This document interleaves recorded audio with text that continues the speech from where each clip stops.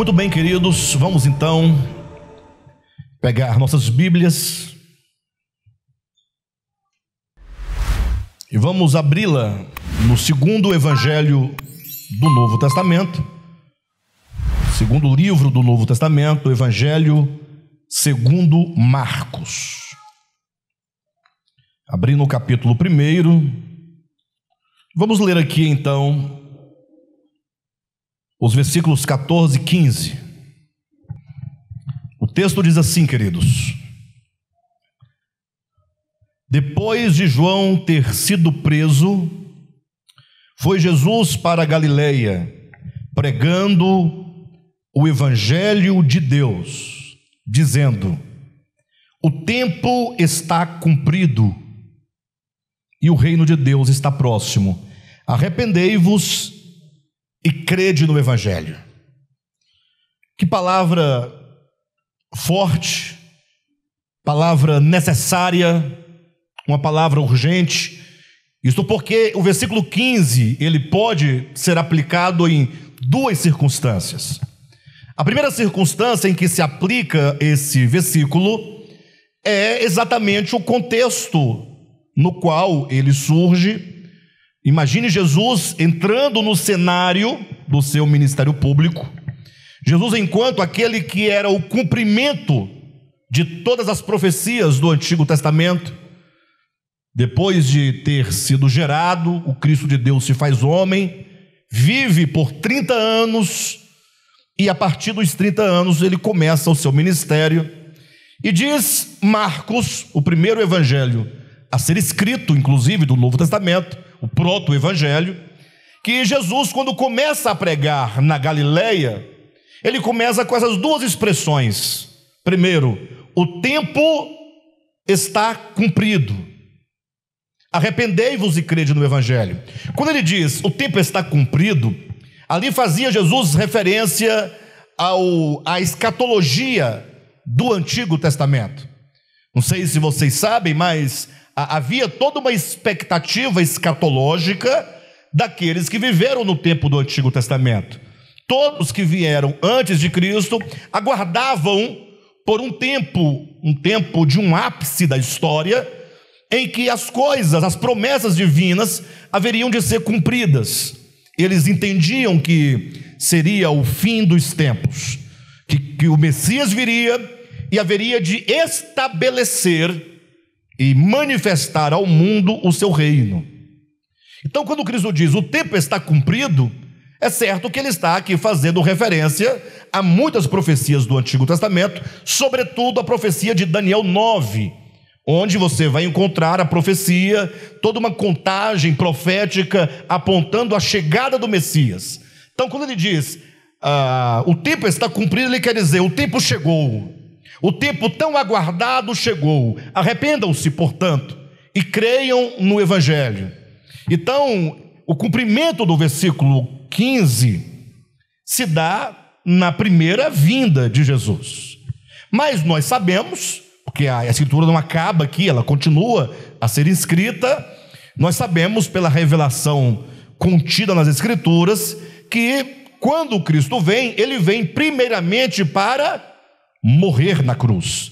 Ele vem abrir um novo e um vivo caminho na consciência humana, começando de Jesus de Nazaré, sendo Jesus esse protótipo, esse primeiro, esse pioneiro, que se torna agora aquele que é o modelo a ser seguido, é o caminho a ser seguido, de modo então que o Evangelho deve ser pregado agora em todo o mundo, e daí já se vão 2000 anos. Ou seja, se o fim, conforme pensavam e conforme aguardavam as pessoas do Antigo Testamento, não veio exatamente na primeira vinda de Cristo, nós sabemos que agora há a segunda vinda de Jesus, em que o Senhor se manifestará agora pela segunda vez, só que ele virá em glória, e ele se manifestará nos seus santos. A grande parousia, a grande manifestação de Cristo, a sua intervenção na história humana para pôr fim a toda iniquidade, a toda injustiça, a toda maldade, e então não somente estabelecer, mas manifestar a todo mundo o seu reino. De modo então que o tempo está cumprido, versículo 15, pode também então ser aplicado aos nossos dias. Ora, o que nós estamos dizendo é que depois de 2000 anos de história da igreja, o que nós vemos? Nós do tempo presente, nós que podemos ler a história do Antigo Testamento, ler a história do Novo Testamento, do tempo de Jesus, e agora a própria história da igreja, 2000 anos de história, nós vemos que estamos no limiar da história. Só aqueles que estão muito desapercebidos, estão sonolentos, estão embriagados, é que não conseguem perceber que os tempos que nós estamos vivendo são tempos proféticos. Vivemos o tempo de Laodiceia, vivemos o tempo do cumprimento das profecias de Mateus 24, vivemos o tempo da profecia de 1 Timóteo, capítulo 3, ou 2 Timóteo, capítulo 3, quando Paulo fala dos dias difíceis, dos tempos difíceis. Ou seja, eu creio, pela minha percepção e compreensão das Escrituras e da minha leitura dos tempos, que a igreja atual, ela pode muito facilmente ser a igreja da parousia. Ou seja, as coisas estão acontecendo muito rápido, as coisas estão saindo do controle dos homens, e os homens estão vivendo e agindo sobre a terra de tal modo que nós já conseguimos sentir os ares do princípio das dores, das angústias ou da grande angústia que virá sobre toda a terra. E é partindo então dessa percepção, desse entendimento, que cabe a nós, a todos os pastores, todos, não somente aos pastores do DEVAP, mas aos pastores de todo e qualquer ministério, voltar os olhos e o coração para as coisas necessárias, para as coisas essenciais.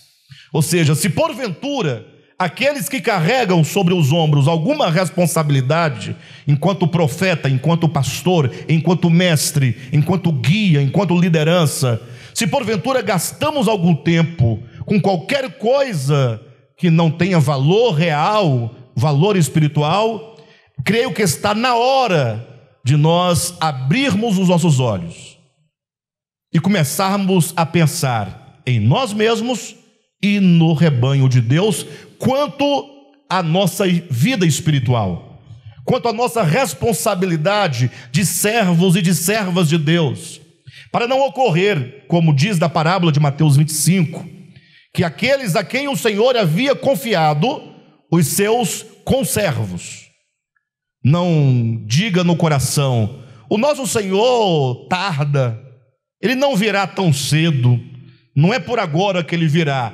E confiando nessa percepção, nesse entendimento, nesse achismo que Jesus não vem por agora, começar a comer e a beber e a espancar os seus conservos.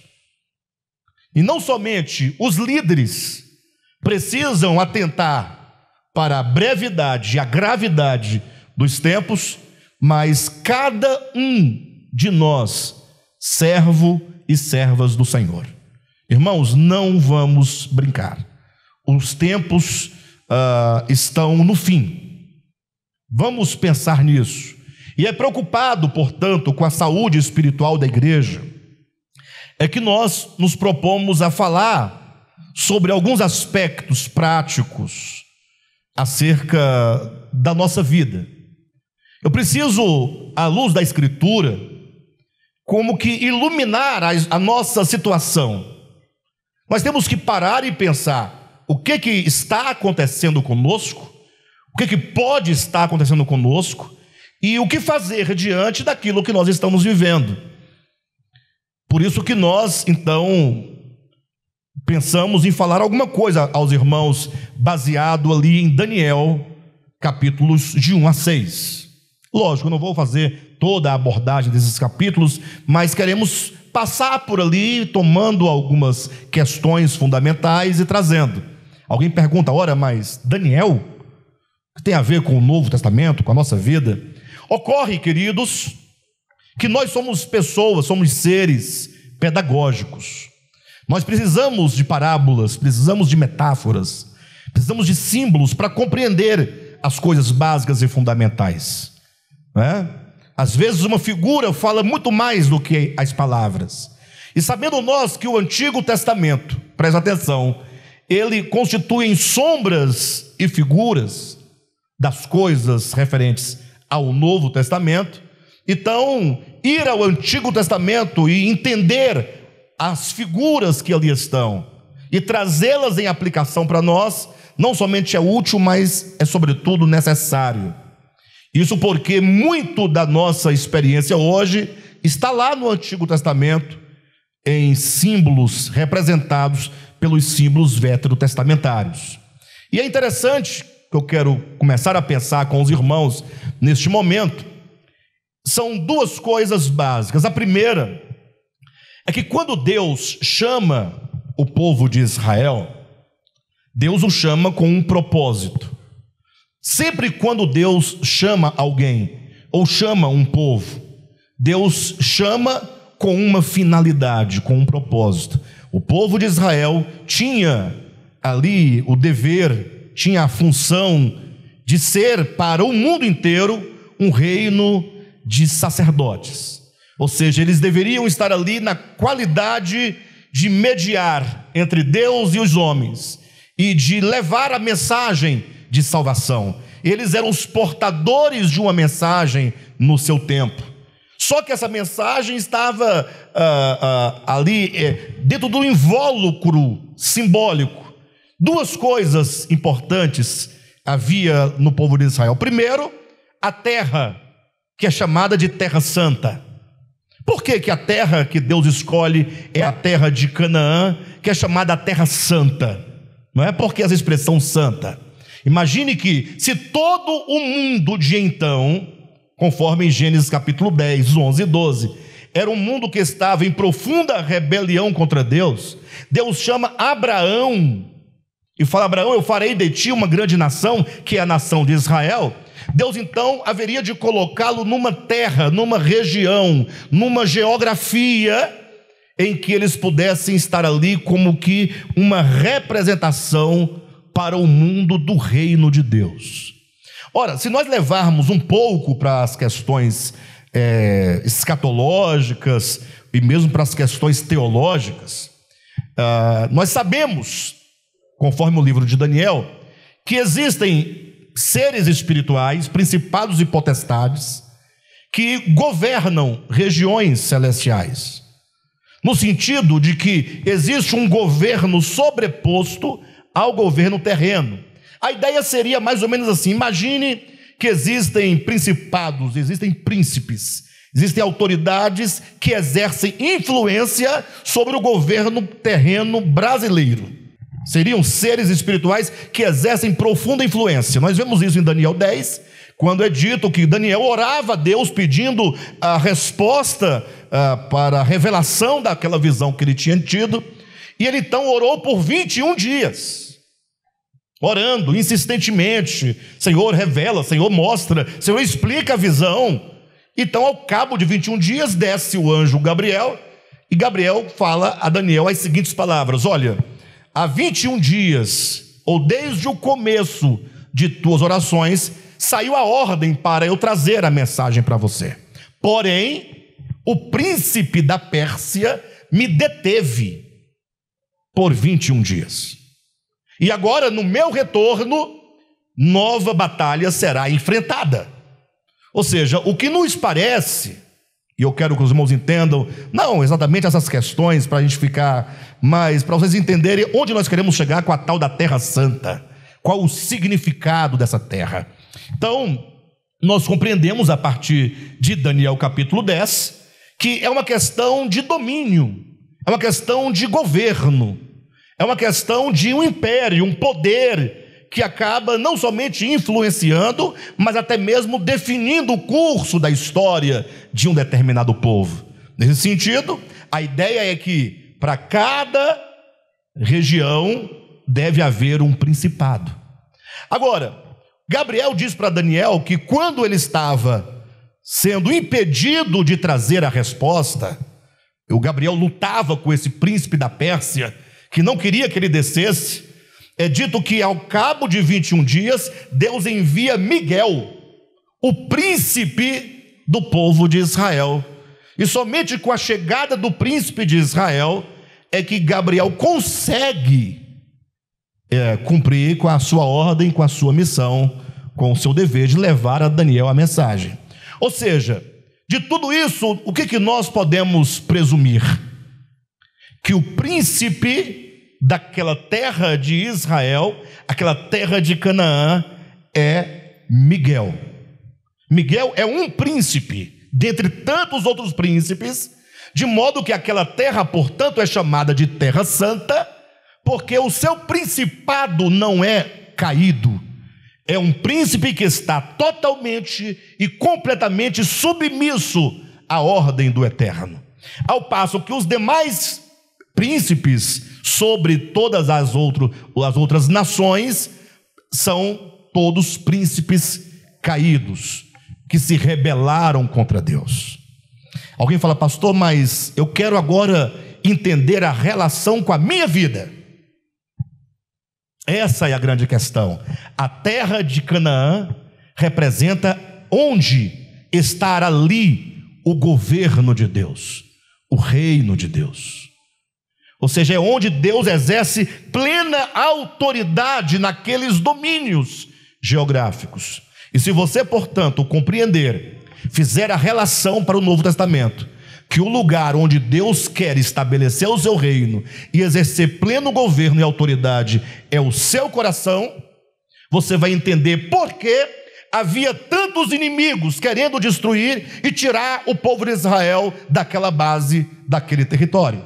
Seria como que os inimigos querendo destruir Israel, no sentido de tirá-los de debaixo da autoridade, de debaixo do governo e do reino de Deus. Naquela cidade também foi estabelecido um templo, é a segunda figura. E o que era o templo? O templo era uma representação de redenção e adoração. Ou seja, o templo lá na terra de Israel, lá em Jerusalém, representa toda a nossa vida de adoração, de devoção, de consagração, de experimentar salvação, de ser salvo continuamente. É isso aqui representado pelo templo. Agora, quando nós lemos o livro de Daniel, e aqui nós começamos a construir todo o contexto do que nós queremos dizer, o que nós vamos encontrar? Nós vamos encontrar os inimigos de Deus que vão até Jerusalém, cercam a cidade de Jerusalém, e agora eles sitiam a cidade, até que por fim eles conseguem entrar, destruir a cidade e destruir o templo.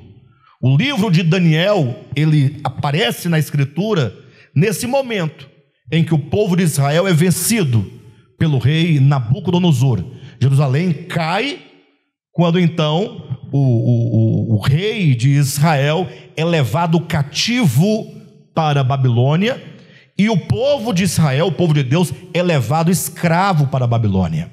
A descrição no livro dos reis é que o rei de Israel, no caso de Judá, ali de Jerusalém, é levado como que é levado um cão. Ganchos são colocados nas suas narinas, e agora em humilhação ele é levado para a terra da escravidão. Jerusalém, a cidade do grande rei, é destruída e o templo é destruído. Nós não podemos ficar somente nessa história, porque senão nós perderíamos o sentido espiritual que isso representa.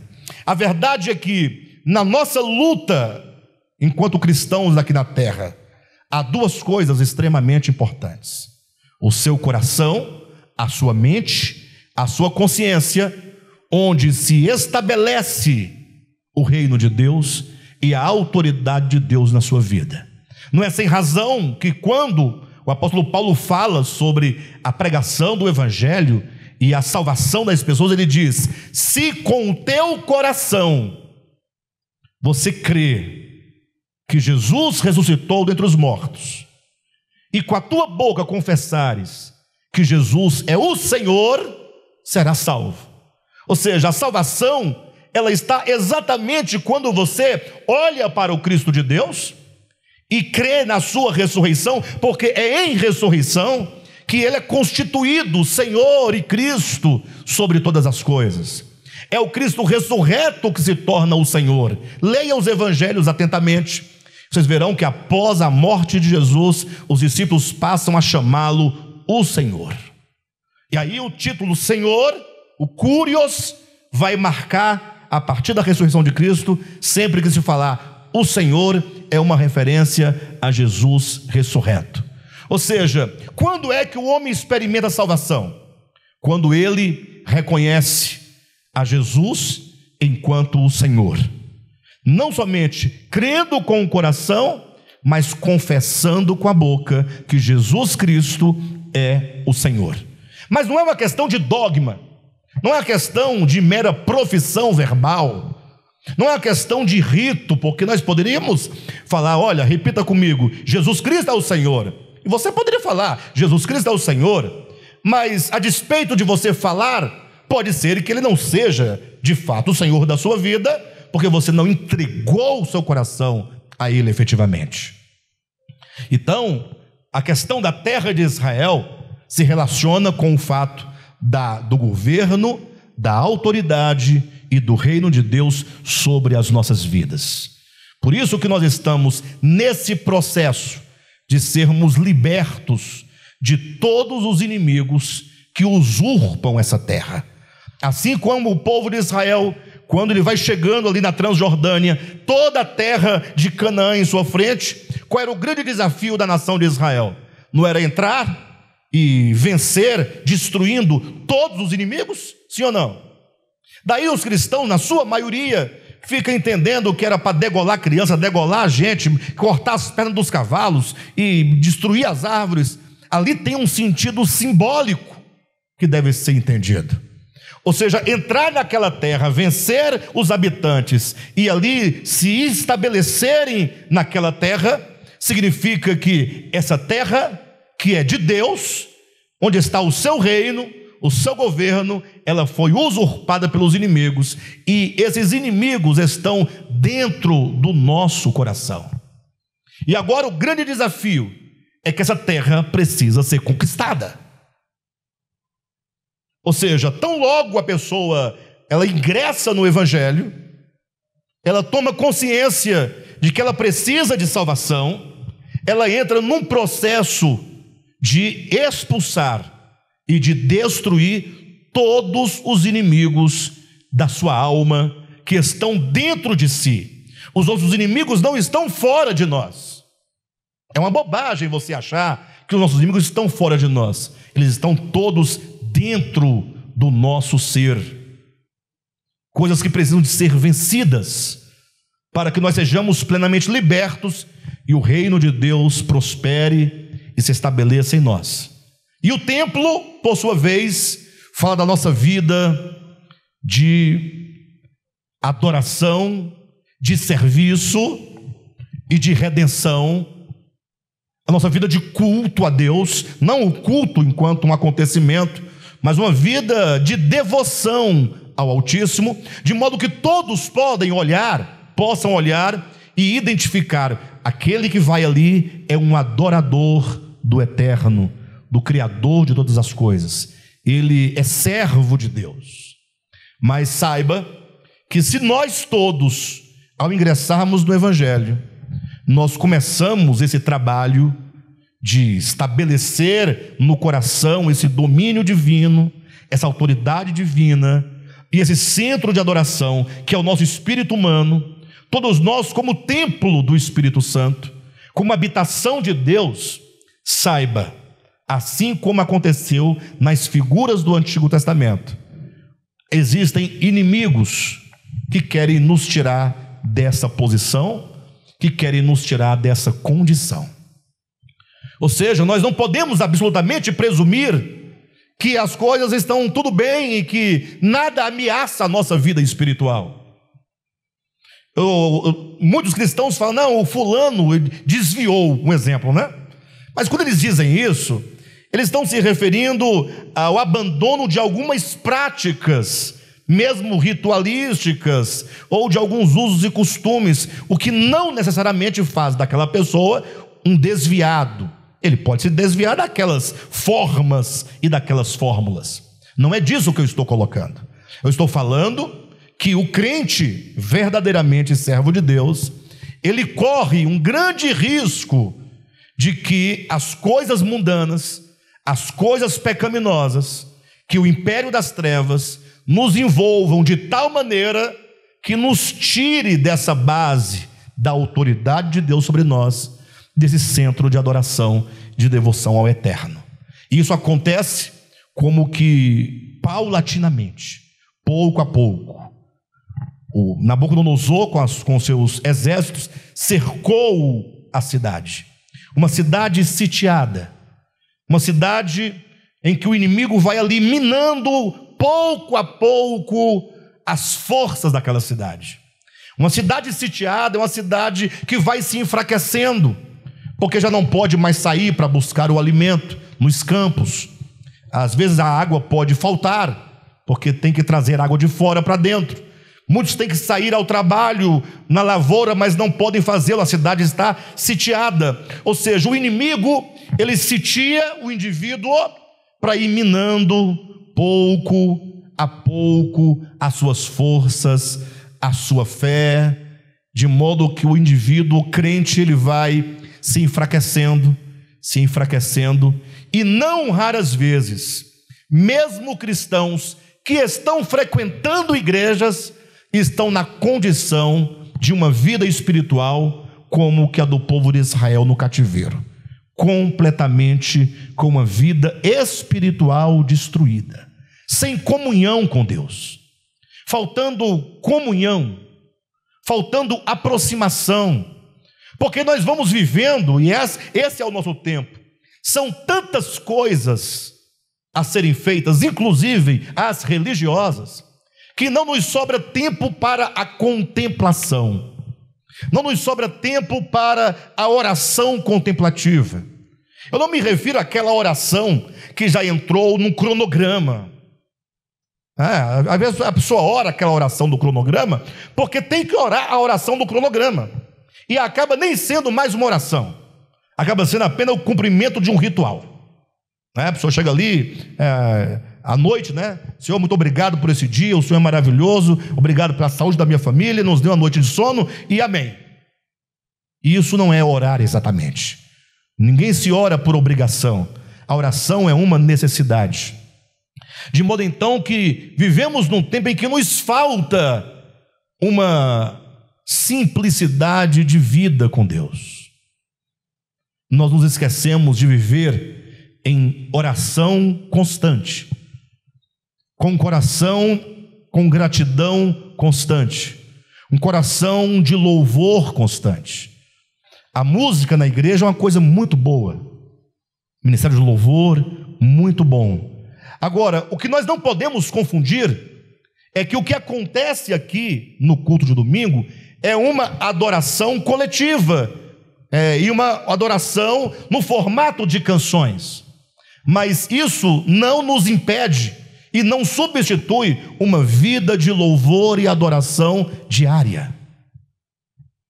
Mas não é ficar cantando. Me lembrei de um caso que a minha mãe, quando estava na Assembleia de Deus, é um caso interessante, mas no final, até que o pastor tinha razão. Minha mãe queria cantar, porque todo mundo cantava na igreja, né? E é como se fosse a Rosirene querendo cantar. Pastor, me dá oportunidade para cantar. Mais ou menos isso, né, Rosirene? Aí a minha mãe queria cantar e ninguém dava a oportunidade. Não sabe que na Assembleia você tem que fazer o pedido, né? Gostaria de cantar uma canção. Aí os irmãozinhos empurrando para cá, empurrando para lá. Aí minha mãe cansou e resolveu falar com o pastor. Eu quero ver, o pastor vai deixar eu cantar? Não é possível. Pastor, eu quero cantar um hino na igreja. Aí o pastor olhou, não sabia como responder, porque também não queria deixar ela cantar, e deu a seguinte resposta: minha irmã, a sua vida já é um louvor.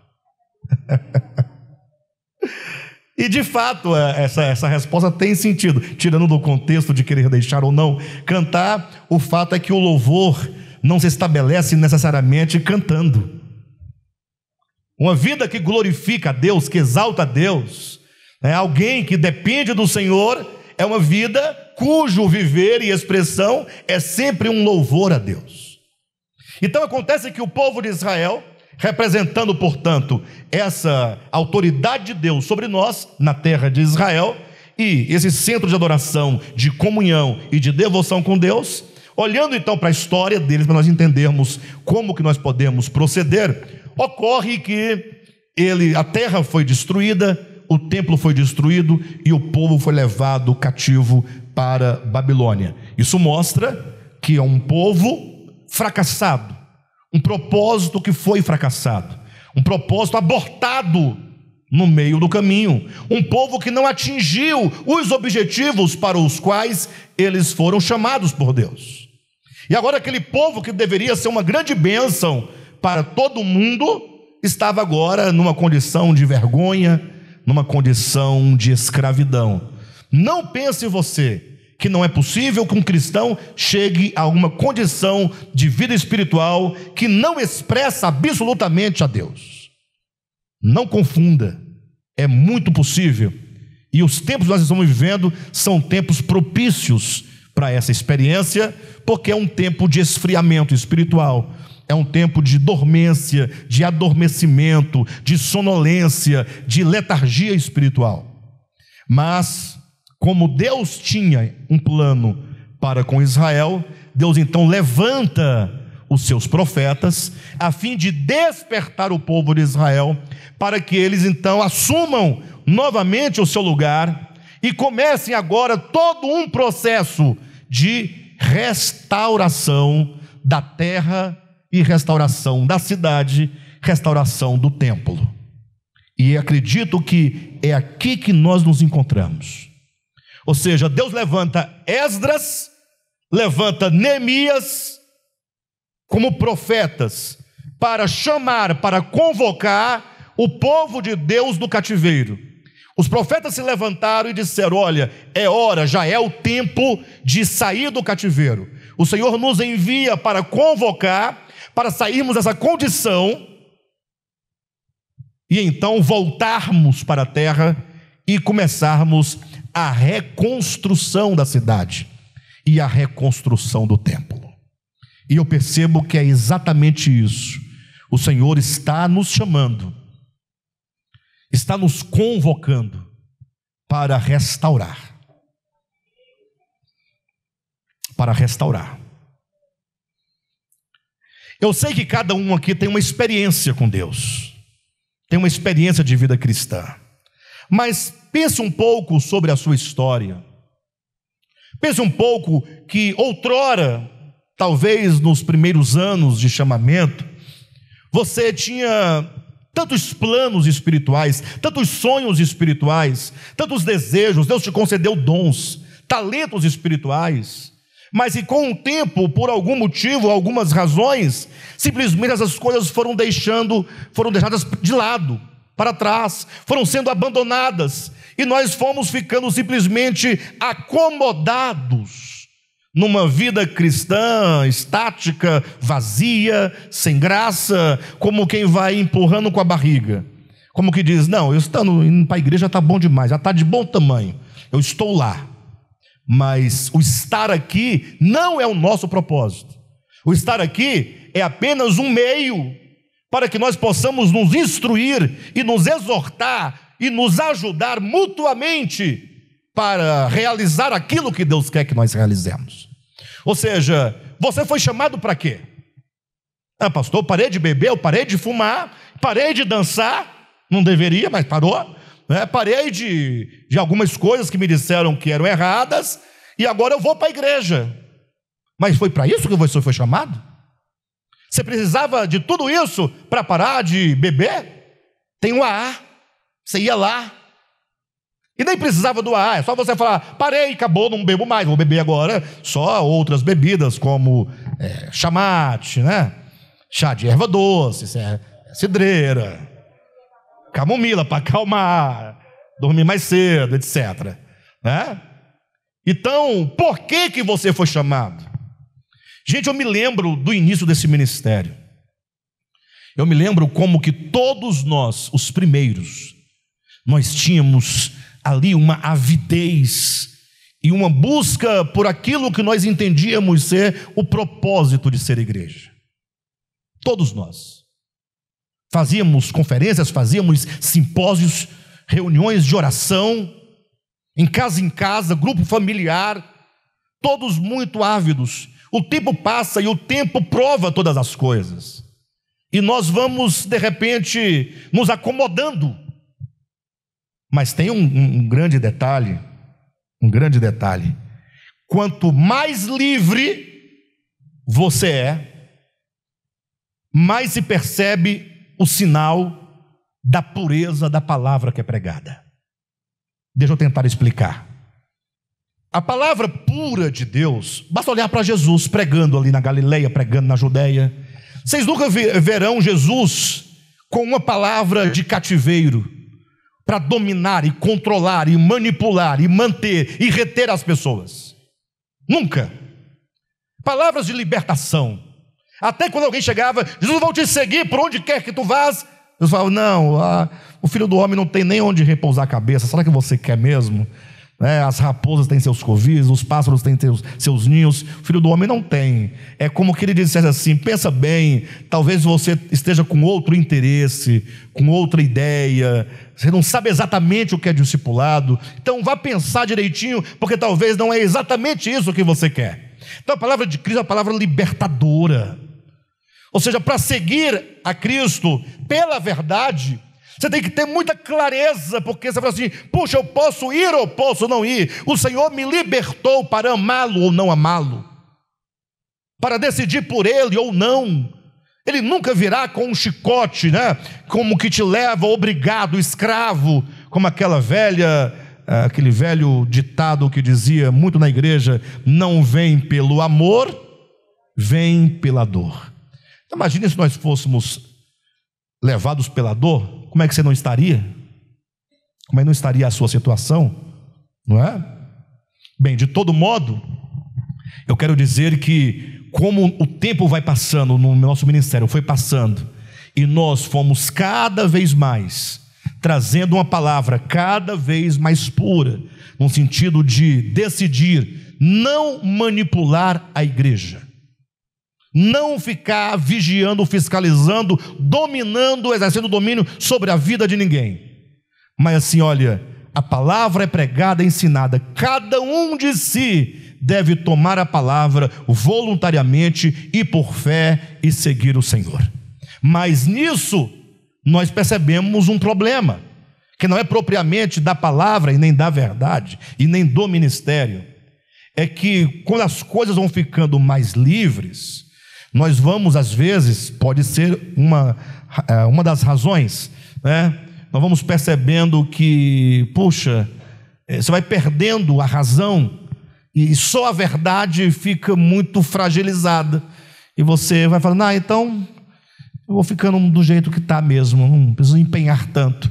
Ou seja, parece que nós precisamos de alguém que fique cobrando, que fique exigindo, que fique te vigiando, que fica te fiscalizando, que fica te ameaçando, ou prometendo, ou qualquer coisa do gênero. Cuidado, olha, você vai perder o reino, não faça isso, faça assim porque desse modo você vai ganhar isso. Quando essas coisas são tiradas, aí só resta agora a nossa fé e a nossa decisão em fazer ou não fazer. Quando faltam as amarras, faltam os fiscais, nós vamos ficando meio entediado. E quando vai tirando os ritos, porque quando tem usos e costumes, poxa, você se apoia, você cumpre tantos ritos e cumpre os costumes e os usos, você sente um certo orgulho de ser cristão. Eu sou um crente, eu não faço isso que os outros fazem. Aí você fica ali como que apoiado nas muletas da sua justiça própria. De repente você descobre que nada disso é tudo bobagem. Que o que Deus quer de você é a misericórdia, é a graça, é o perdão, é a justiça, são frutos de um coração transformado, que não se compra, não se vende, não se barganha, não se conquista, só por obra do Espírito Santo. Aí você fala assim: então eu me tornei igual aos outros agora. Nós estamos iguais aos outros. Os outros fazem, a gente também faz, uns fazem, outros não fazem, mas é tudo igual. E agora? Você vai perdendo aquela força, né? Aquela garra, aquela determinação, porque agora você é convidado a amar a verdade. Então, olhando para nós, eu percebo que muitos de nós precisamos de ser chamados. Nós estamos precisando de uma voz profética que diga: povo de Deus, está na hora de voltar para a base. A base representada pela terra de Israel. Voltar para debaixo desse governo divino. Necessário que nós deixemos a terra da escravidão, a terra de Babilônia, a terra dos ídolos, onde não se louva a Deus, não se adora a Deus. Os irmãos imaginam que nós cantamos aqui uma canção no primeiro culto do ano, ou foi no último culto do ano, e por alguma razão colocaram a canção que foi cantada num blog aí, num canal, não sei aonde, de um pessoal cristão. Rapaz, em 10 minutos tinha dado não sei quantos mil acessos, quase 500 pessoas tacando pedra, que essa igreja e tal, e eu fiquei pensando: puxa, o que será que se entende por louvor, né? Porque as pessoas pensam que porque estão cantando a música do Fernandinho, ou da Valadão, estão adorando a Deus. Isso não é verdade. Não é verdade. Leia Mateus 15. Jesus fala: vocês honram-me com os lábios, mas o coração está longe de mim. O que significa que é possível você cantar Fernandinho, cantar Valadão, cantar o Voz da Verdade, mas não tem nada de adoração, de louvor. Adoração é uma atitude. Adoração é atitude. Adoração é conhecimento, é reconhecimento. Adoração é entregar em palavras, em ações, em obras, aquilo que pertence a Deus. Adorar é você falar: o Senhor é digno de ser louvado, e falar de coração, verdadeiramente. E portanto, o louvor se define não pela forma material do cântico, não pela liturgia, não pelo compositor, mas se define com que coração e com que sinceridade você declara aquelas palavras. Se palavras verdadeiras, ditas por um coração puro e verdadeiro, o louvor acontece. Por que eu disse isso? Porque muitos estão em Babilônia, mas estão enganados com os ritos.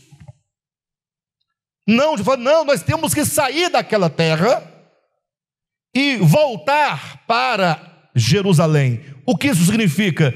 Nós precisamos nos colocar debaixo da autoridade e do governo de Deus. E isso é restaurar os muros da cidade, sermos separados por Deus. Os muros implica separação. Começar a construir e reconstruir os muros que foram destruídos. Nos tornamos comuns, nos tornamos profanos. Cuidado, novamente, se tornar profano não é porque você canta uma música do Roberto Carlos que você é profano. Não, você pode cantar uma música do Roberto Carlos como o homem e ser um santo de Deus. E você pode cantar uma música da Valadão e ser uma pessoa extremamente profana, porque você toma o nome de Deus em vão, porque você fala o nome de Deus como se fala o nome de qualquer coisa, por faltar no coração a devida identificação das palavras com o seu ser. Quem está me entendendo? Então é preciso, irmãos, em nome de Jesus, o que o Senhor está nos dizendo é: nós precisamos voltar. Assim como o povo de Israel tinha que retornar para Jerusalém, nós também precisamos retornar.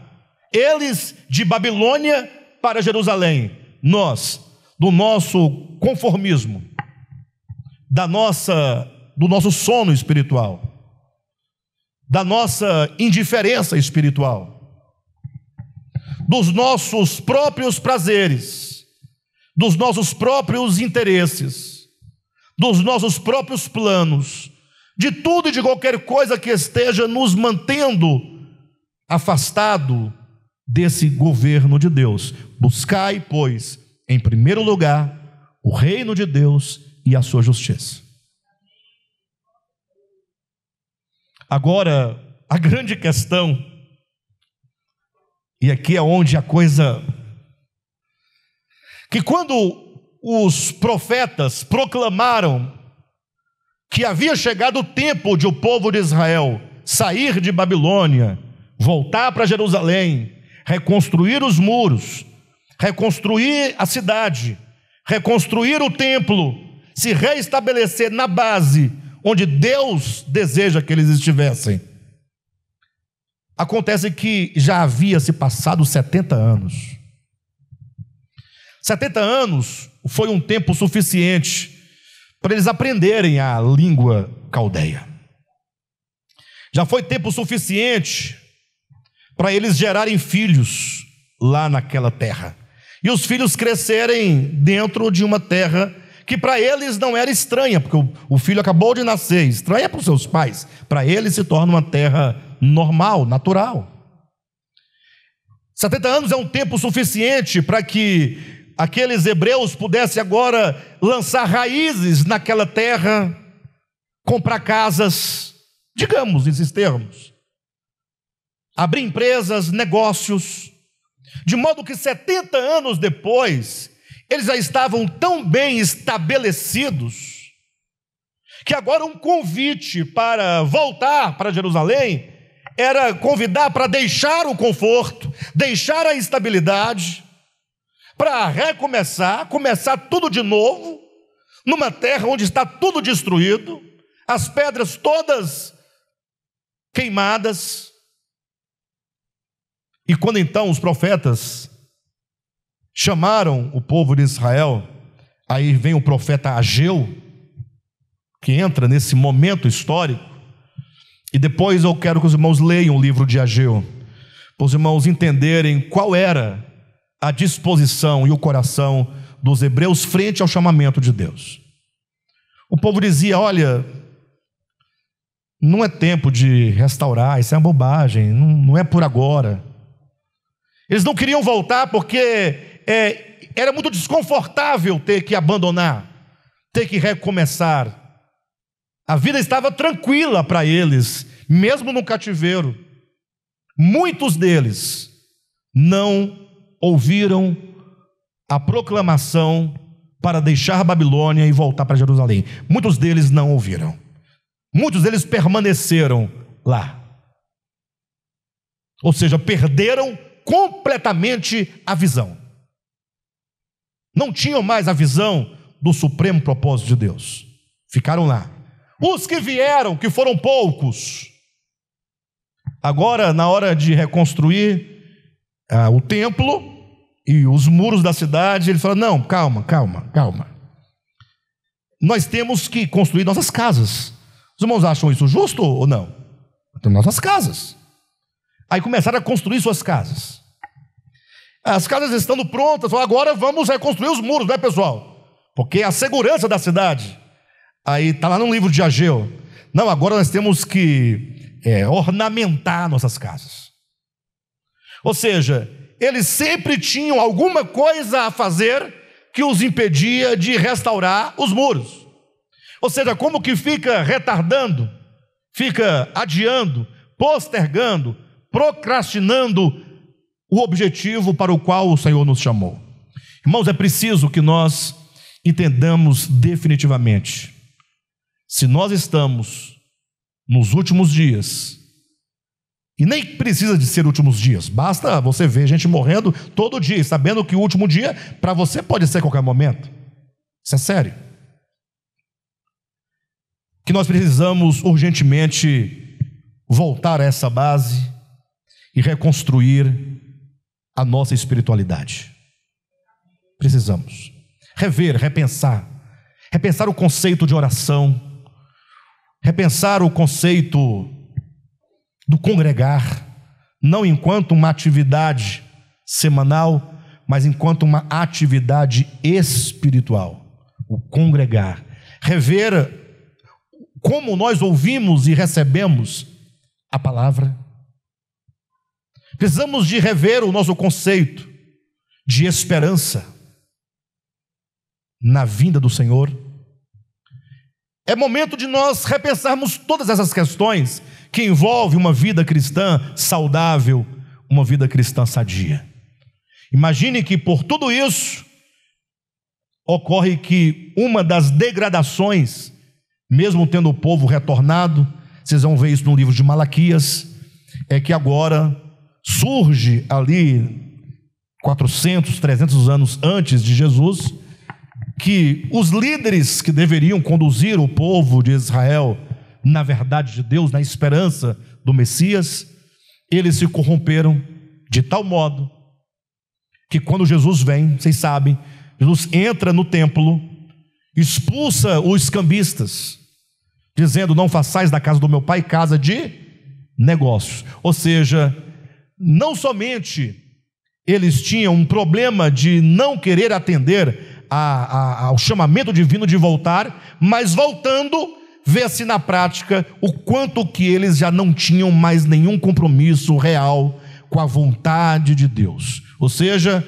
os interesses próprios, a ganância, foi ocupando o lugar no coração de uma vida espiritual de fato comprometida com a verdade de Deus.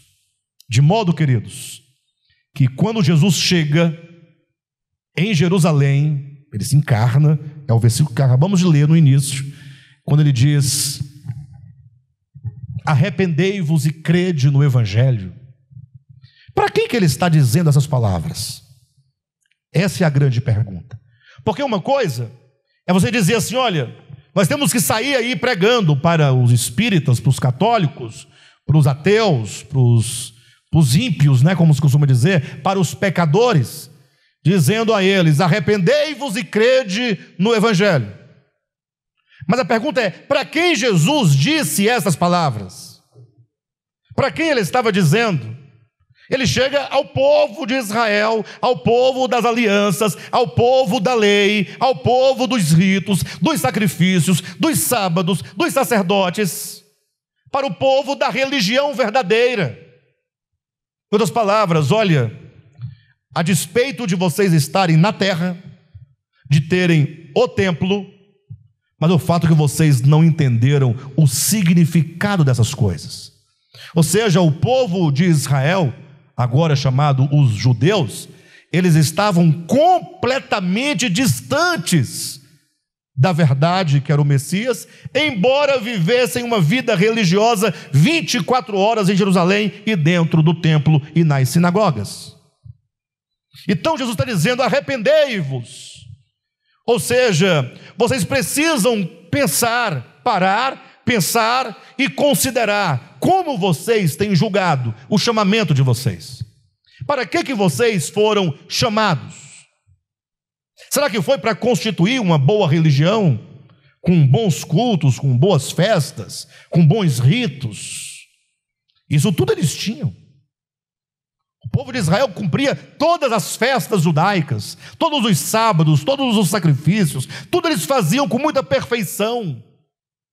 Mas quando veio a realidade de todas as coisas, foi aí que então criou-se o choque e ficou bem claro e bem evidente que tudo o que eles não tinham era a esperança no Messias.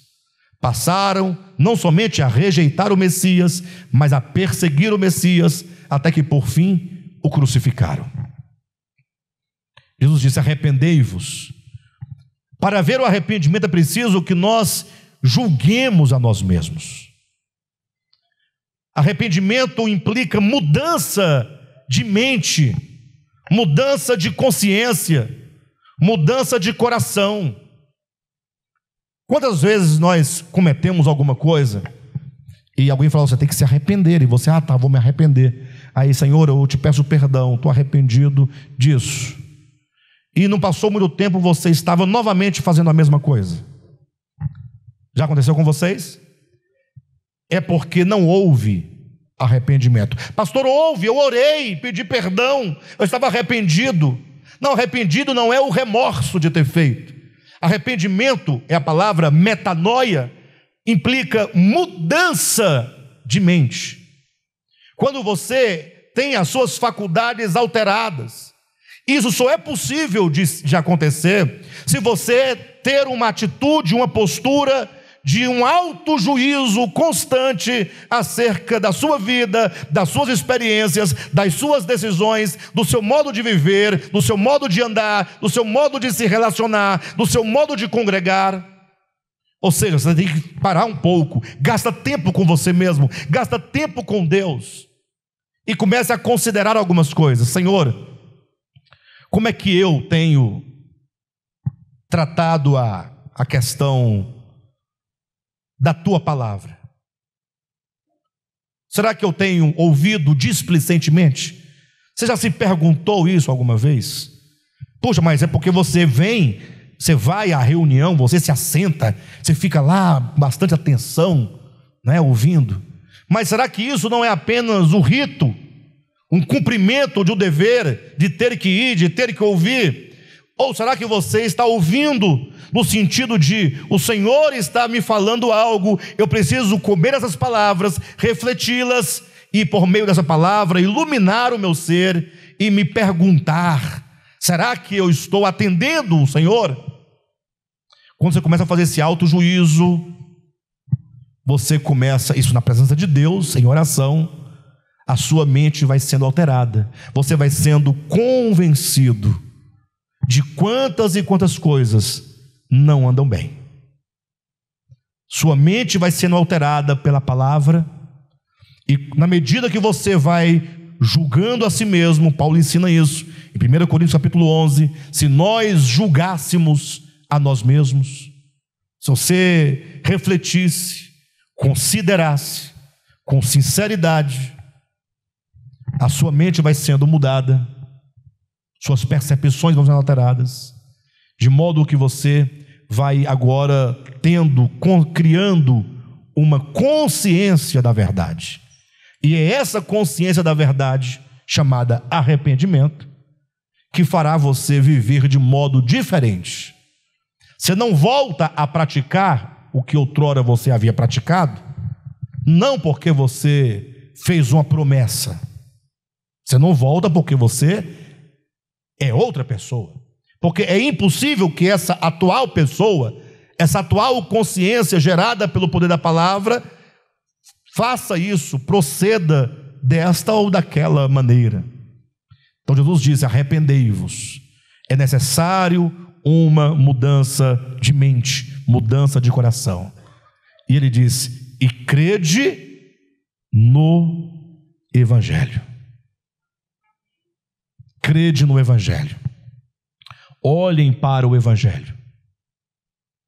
Ouçam as palavras de Jesus, uma a uma. Você pode pegar uma expressão de Jesus simples, ou um ensinamento de Jesus dos mais básicos, até porque Jesus não tem nenhum ensinamento extraordinário, no sentido de, tão complexo, tão difícil. Complexo é entender a lei, é entender Paulo, aí é complexo. Você entender Romanos é complexo. Quem concorda comigo?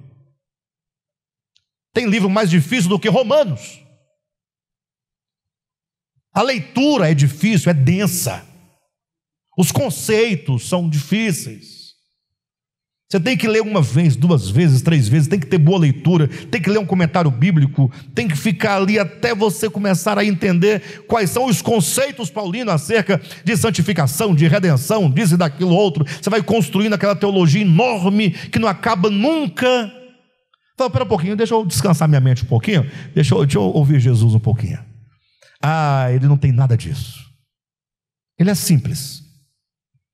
Ele apenas andava entre as pessoas. E numa dada circunstância ele ensinava algo. Olha como é simples ler o Evangelho.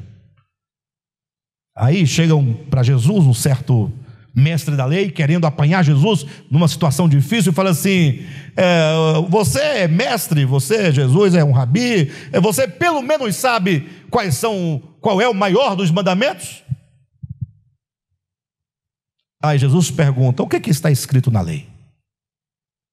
Amar a Deus, etc. Respondestes bem. Ou melhor, a pergunta do mestre era: o que eu devo fazer? Olha que pergunta complexa. O que eu devo fazer para herdar a vida eterna? Imagina só, alguém chega para o Cadmo: Cadmo, você é crente, você vai à igreja? Sou. E me diga uma coisa: o que eu devo fazer para herdar a vida eterna? Não é uma pergunta fundamental, crucial, objetiva? Aí o cara vai: não, vamos estudar o livro de Romanos, você vai ver. O indivíduo vai morrer sem ser salvo, não vai dar tempo, não vai entender muita coisa, muito complicado. Não que Romanos não tenha a sua importância, tem a sua importância, mas estou falando quão simples são as palavras de Jesus. Todo mundo tem acesso. Aí Jesus fala: você quer saber o que fazer para ser salvo? Então o que está escrito na lei? Em outras palavras, a lei diz. A resposta para a sua pergunta está na lei. O que ela diz? Diz: amarás a Deus de todo o coração, de toda a alma, todo o entendimento, e ao próximo como a si mesmo. Jesus fala o que para ele?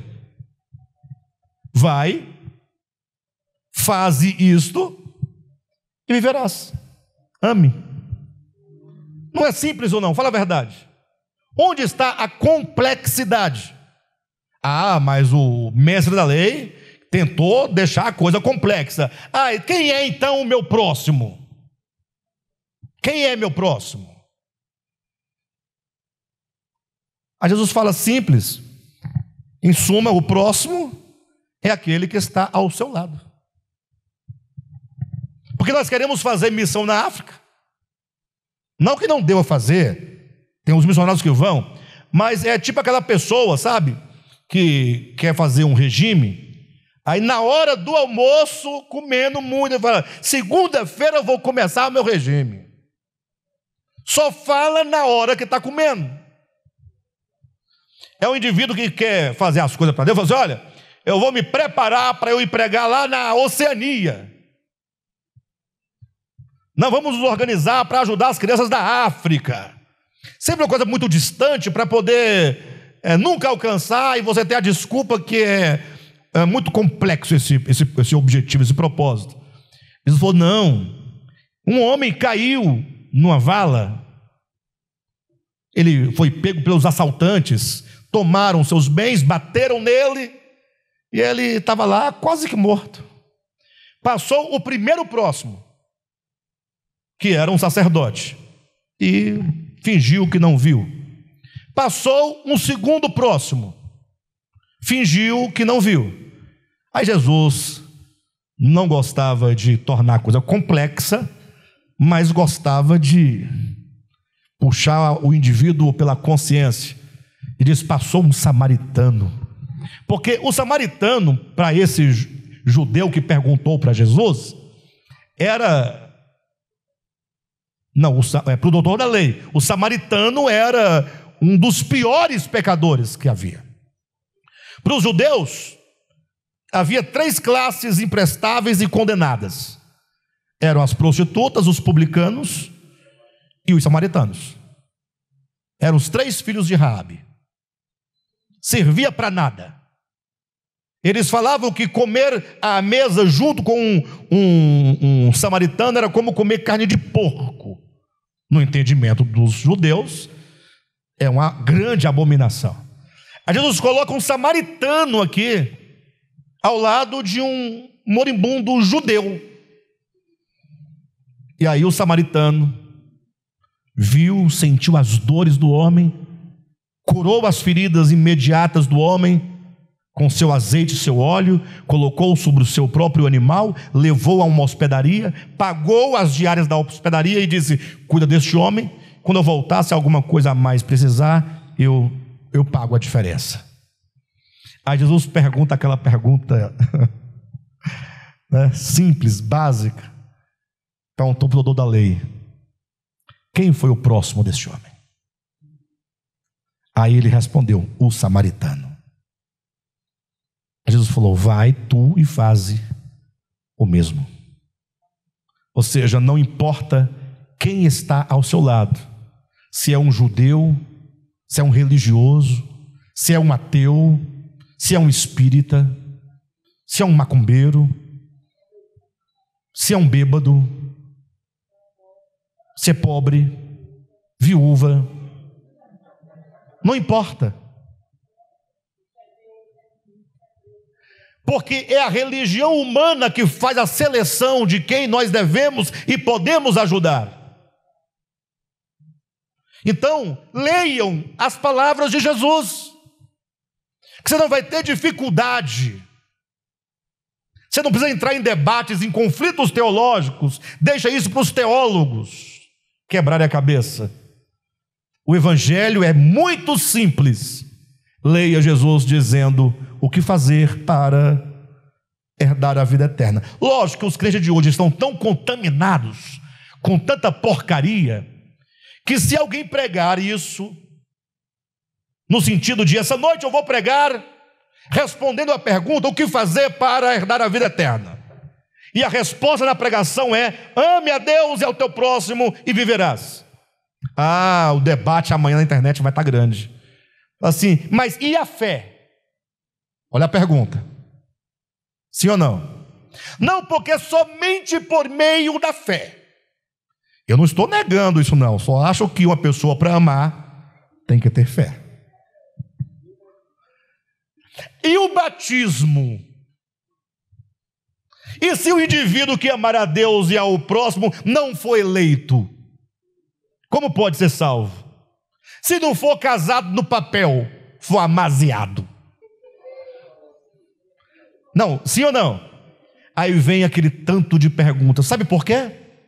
Porque deixaram a simplicidade do evangelho e fizeram da Bíblia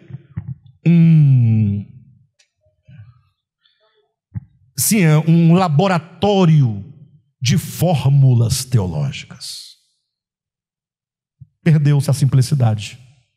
Lembra que Paulo diz isso em 2 Coríntios capítulo 11, versículo 3: receio que assim como a serpente enganou a Eva com a sua astúcia, assim sejam corrompidas as vossas mentes e vocês sejam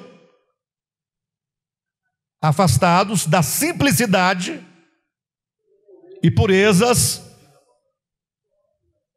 devidas a Cristo.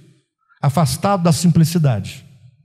Então, se você começar a tomar as palavras de Jesus, eu tenho insistido nisso já há algum tempo, e olha que não é discurso, porque eu tenho feito isso e tem feito uma grande diferença. Olha que eu já li a Bíblia de todo jeito que você imaginar, de frente para trás, de trás para frente, de cabeça para baixo. Aí você agora fala: não, vou ler as palavras de Jesus. Não é estudar as palavras de Jesus, é ouvir Jesus falar. É você entrar num diálogo com Jesus e permitir que Jesus diga a você as palavras de vida eterna. E isso vai criando em você uma nova consciência. Jesus disse: arrependei-vos e crede no Evangelho. O quanto que os crentes precisam crer no Evangelho. O Evangelho nos é ainda uma coisa muito estranha. O Evangelho é defendido, mas as pessoas defendem o Evangelho, a expressão genérica, mas o conteúdo do Evangelho, a essência do Evangelho, não é nem mesmo conhecida de muitos. Amados, este é o meu apelo para os irmãos. O nosso desejo ministerial é de nós voltarmos à nossa origem. Quero convidar os irmãos a pensarem a vida cristã, tá bom? Vamos pensar a nossa experiência. Não vamos ser negligentes e ignorar esse fato. Precisamos começar a voltar para o centro da autoridade divina, no sentido de buscar uma vida de comunhão com Deus, refletindo a nossa experiência, orando a palavra, lendo a palavra, e assim eu tenho certeza que o Senhor vai a cada dia nos forjando, né, esse novo homem, essa nova criatura, e assim estaremos no caminho de fato de sermos manifestados enquanto filhos de Deus. Amém? Deus abençoe a todos.